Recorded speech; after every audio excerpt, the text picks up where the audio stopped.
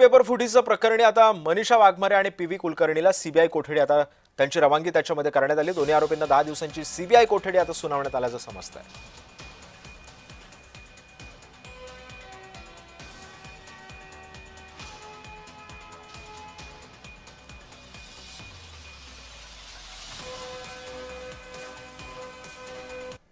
पुढची बातमी पाहूयात। नीट पेपर फुटी प्रकरणी कारवाईला सुद्धा आता वेग आलाय। सीबीआयची दुसरी टीम पुण्यामध्ये दाखल झाली आहे। मनीषा मांढरेच्या निवासस्थानी तपास सुरू झालेला आहे। कागदपत्र आणि इलेक्ट्रॉनिक पुराव्यांची पडताळणी सुद्धा केली जाते।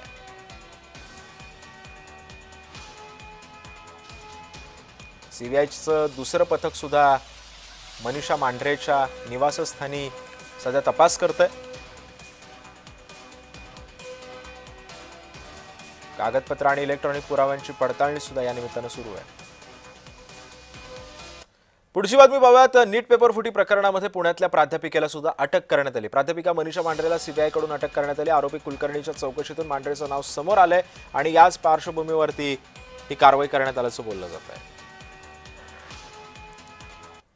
प्रकरण प्रचंड मोठं आहे, सेन्सिटिव्ह आहे। त्याप्रमाणे आम्हाला ज्या प्रकारे ऑफिशियल कम्युनिकेशन झाल्या आमच्या स्कूल एज्युकेशनच्या लॉ प्रमाणे, कारण ज्युनियर कॉलेज आहे त्यामुळे स्कूल एज्युकेशनचे नियम त्याला ऍप्लिकेबल आहेत, त्याप्रमाणे आम्ही लगेच जी काही लिगल कारवाई आहे ती त्वरित करू।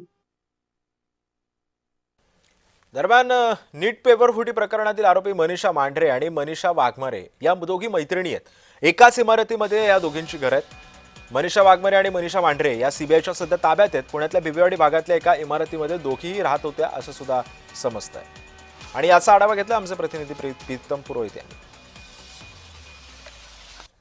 नीट पेपर फुटी प्रकरणी आतापर्यंत 3 जणांना ताब्यात घेण्यात आलेलं आहे आणि पेपर सेट करणाऱ्यातील त्यातीलच 2 व्यक्ती प्रल्हाद कुलकर्णी केमिस्ट्री आणि मनीषा मांढरे बायोलॉजी या दोन्ही प्राध्यापकांनी पेपर सेट करून त्यातील काही प्रश्न लीक करायचे, त्यासाठी मनीषा वाघमारे यांचा वापर केला आणि मनीषा वाघमारे यांनी विद्यार्थ्यांपर्यंत पेपर पोहोचवण्यासाठी धनंजय लोखंडे आणि शुभम भैरनाथ यांच्या मार्फत हे सर्व प्रश्न गेस्ट टेस्टच्या माध्यमातून आणि तोंडी माध्यमातून विद्यार्थ्यांपर्यंत पोहोचविले।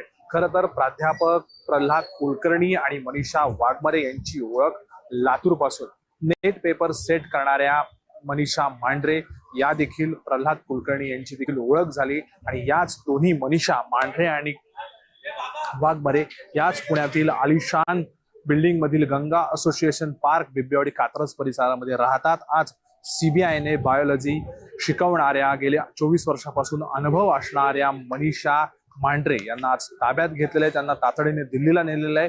त्यांच्या कुटुंबियांची आणि त्यांच्या घराची आता झाडाझडती घेऊन सीबीआय सगळी चौकशी करते। पुण्यातून आतापर्यंत 3 जणांना ताब्यात घेण्यात आलेलं आहे, ज्यांनी 22 लाख विद्यार्थ्यांच्या भविष्याचा स्वप्नांचा खेळखंडोबा केला। अन्य अनेक धागेदोरे जे आहेत ते पुण्यातून सापडण्याची शक्यता नाकारता येत नाही।